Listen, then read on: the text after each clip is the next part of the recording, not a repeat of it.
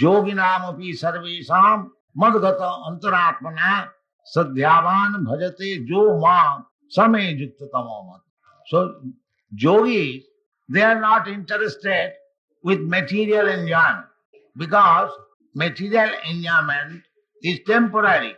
So Ramante Yogina Anante.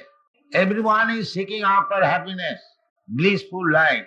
But those who are less intelligent, Mura, they are satisfied with temporary so-called happiness of material existence. But yogis are not like that.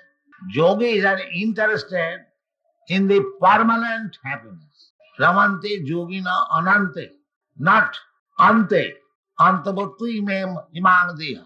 Anta means this body. Antavattu ime deha. Nitta sukta sharirina. But within the body, the proprietor of the body is Nitta. If I am Nitta, eternal, then I should be interested in eternal happiness. But the eternal happiness is not possible to enjoy by this body. Therefore it is said, Ramante Yogina Anante.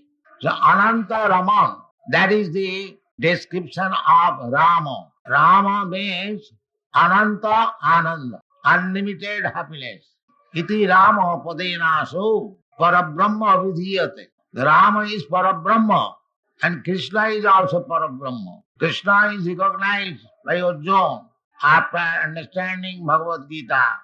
Parabrahma Param Dhama Pavitram Paramam Bhavan.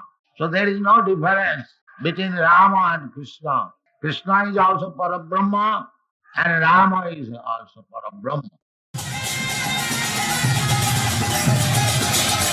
Hare Krishna, Hare